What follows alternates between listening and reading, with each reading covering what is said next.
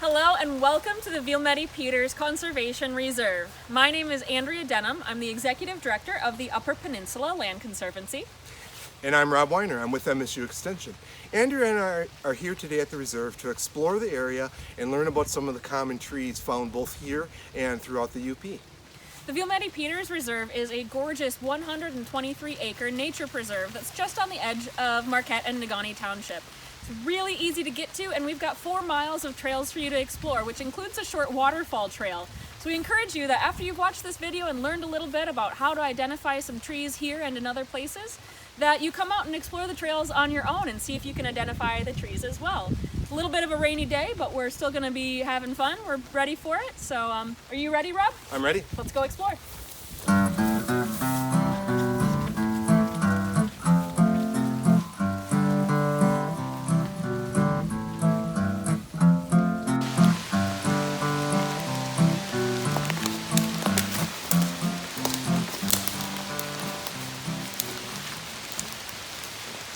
Wow, Rob, there sure are a lot of evergreens here. How do we identify what these trees are? There sure are, Andrea, you're right. And a lot of people call these evergreens, and it's true, they are green year-round, so that's why we call them evergreens. But really, these are technically called conifers because they have cones, and that's where the seeds are. But to identify conifers or any type of tree that we'll be doing today, we're going to use a tool called a Dichotomous Key. And a Dichotomous Key is a tool that people use to identify things found in the natural world.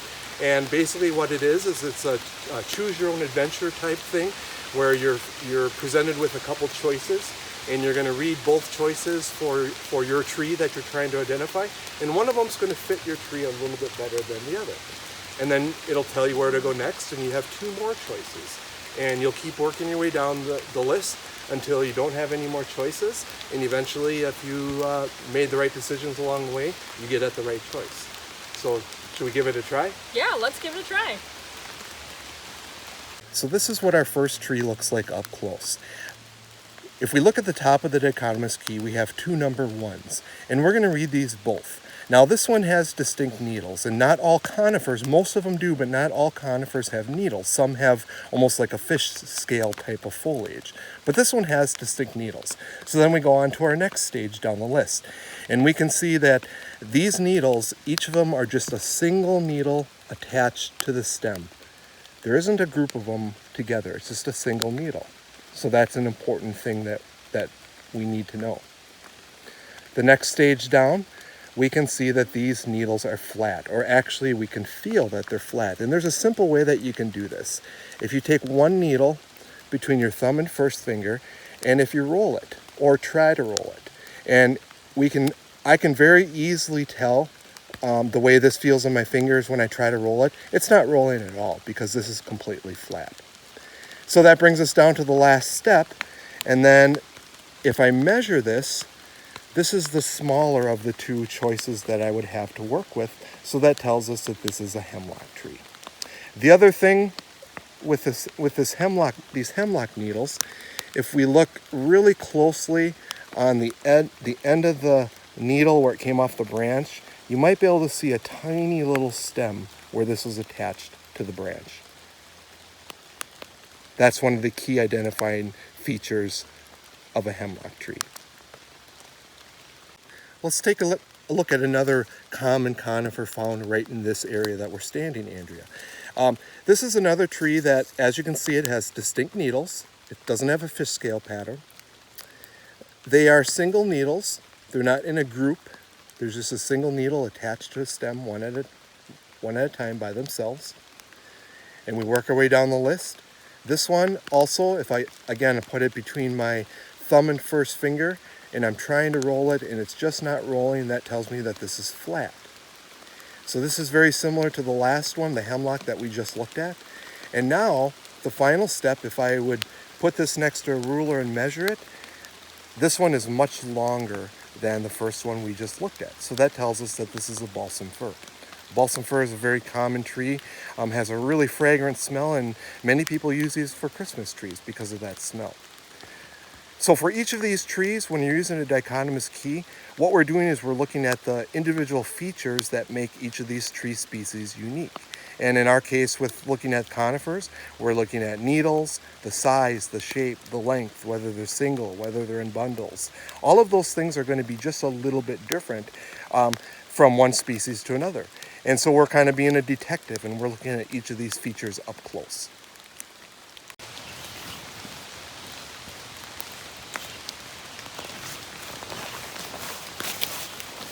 Hey Rob, this looks like an evergreen, but it doesn't look anything like the ones we were just looking at. Can you tell me what kind of a tree this is? You're right. This is very different than the last tree we looked at. Let's take a look at this more closely. What makes this different than the last one is it does have needles. It doesn't have a fish scale pattern. So it has distinct needles, but the big thing that's different here is that besides the needles are longer, but these needles are in what's called a bundle or a cluster. And what that means is if I hold on to one needle, you can see that there's other needles attached. So I work my way down the list to the next stage, and I don't have to go very far with this one. Now I need to decide if it has 2 needles per bundle or if it has 5 or more. This one definitely has more than 2. So working my way down, it does not have, I have only 2 choices left, and this one's an easy one. It has 5 needles in this bundle, and that makes this a white pine. Let's compare the last pine we had to another one that also looks like it has a bundle of needles, or a cluster. So this one, again, starting from the top, it doesn't have fish scales, it has distinct needles. The needles are in a bundle. The difference from the white pine that we just looked at, though, is that this one only has 2 needles per bundle. And this is an easy choice if we're using our dichotomous, working along with our dichotomous key. This is a red pine.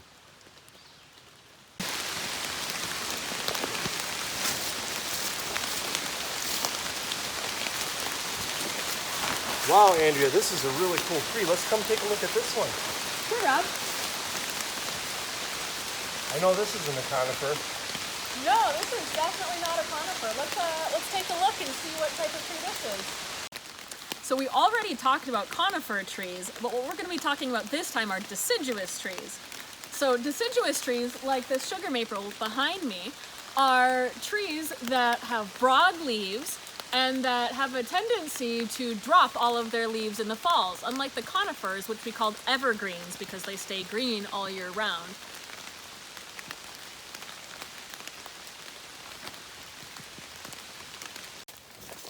All right, so now we are looking at what a deciduous tree is using our dichotomous key. So the first 2 questions that we have when we look at the key are have to do with the branches, or how new growth comes off of the main stem. So we need to ask ourselves when we're looking at this tree, does it have an opposite branching pattern or an alternate branching pattern? So that's pretty simple here. What we're going to do is we're going to look at it, and the first question is, well, does the new growth happen directly opposite, or does it happen kind of on an every other side, alternately on each side? So this branch here is pretty easily shows that the new growth is directly opposite from each other. Great.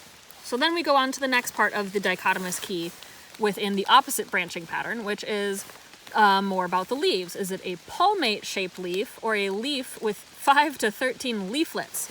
So first question is, what does palmate mean? Well, it looks just a bit like it sounds, right? You've got the palm of your hand and the leaf are a fairly similar shape, as opposed to being multiple leaves coming off of one central stem. So this is a palmate leaf. And that brings us to the next question, which is about the lobes. Does it have 3 or does it have 5 lobes? So a lobe is going to be a portion of the leaf that kind of comes off from that main palm, just like your fingers. So this one, we're going to count the lobes here, and we've got a couple of little extras, but we've got 1 lobe and 2, 3, 4, and 5 lobes on this one. So this has 5 lobes, and you can see that it's got smooth edges. There's nothing toothy or sharp like a razor along the edges of these lobes. So that brings us directly to an opposite branching pattern, a deciduous tree with an opposite branching pattern, a palmate-shaped leaf with 5 lobes and smooth edges. That's a pretty easy sugar maple. So let's take a look at another really common type of deciduous tree that's here in the Ville-Médy-Peters Reserve and pretty common across the rest of the UP. And we'll try and figure out what this one is by working again through that dichotomous key for deciduous trees. So again, what we're going to ask ourselves first is about the branches when we're talking about deciduous trees. Are the branches opposite or alternate off of the main stem? So any new growth will either be opposite or alternate here. So if we're looking at our main stem, we can see that every time new growth comes off of that main stem, it switches sides. We go from one side to the other and it's alternate. It's not going directly opposite of each other like the sugar maple that we looked at earlier. So that brings us down to the next question, which is about the leaves. Are the leaves lobed with 7 to 9 points, or are they not lobed? So let's take a closer look at one of these leaves. So if we look at the leaf, just again, like with the maple tree, the lobes were kind of fingers coming off of a central palm, right? So we're going to look, and we've got, coming off of the central growth of the leaf there, we've got a lobe, 2, 3, 4, 5, 6, and 7 lobes coming off of that leaf, which brings us directly to a red oak, which is exactly what this tree is here. It's a red oak. Boy, we sure learned a lot about trees today, didn't we, Andrea? I definitely learned a lot today, Rob. Thank you. I had a lot of fun, too. Me too. And this is a really beautiful area. I haven't been here before. If I want to come back again sometime, what do I need to know? Glad you asked, Rob. The Ville-Médy-Peters is a 123-acre nature preserve that has 4 miles of trails, so it's a great place to come explore, and it's really, really easy to get to. It's actually just on the end of Brickyard Road in Marquette Township, which is really close to the mire. So if you're out running some errands or doing some shopping out in this area, it's a great spot to take a little nature break after you've been running some errands. It's got some, as you've experienced, got some really easy trails, and we actually host a 5K trail race here every year. So it's a great place to come on a run, or if you want to bring some kids, it's easy walking, and we've got a waterfall trail to explore too. So there's really cool stuff to look at while you're out here. It's only open from dawn to dusk, so we do ask that you don't camp here, and there's some ground nesting birds and some really special animals and plants that we're trying to protect out here. So we do ask that you walk your dogs or take your pets elsewhere as well. But we definitely want people to come out and explore and learn more about trees while they're here. Great. And I know one thing too that we can do in any natural area is to be on the lookout for invasive species. And invasive species are species that normally weren't found here. They were somehow introduced by people, and the problem is they don't have any natural predators, and they tend to really take over an area. So there's a neat program that some of you might be interested in getting involved with, and that's a program called the Michigan Eyes on the Forest and the Sentinel Tree Monitoring Network. And what this program is it relies on volunteers from around the state to adopt a tree, and you collect data. You visit it just a couple times a year, and you make some observations, and you collect data. And that way, if you're visiting this tree regularly, you've adopted it, and you're going to be able to see if there's any invasive species that are attacking your tree. And that's really crucial, because the sooner we can detect invasive species, the better chance we have of preventing them from taking over. Great. Thanks, Rob. So that's all, folks. We had a great time here. We got wet. We saw some really neat things today. But we're going to take off, and we'll see you next time. Thanks for joining us. Bye, guys.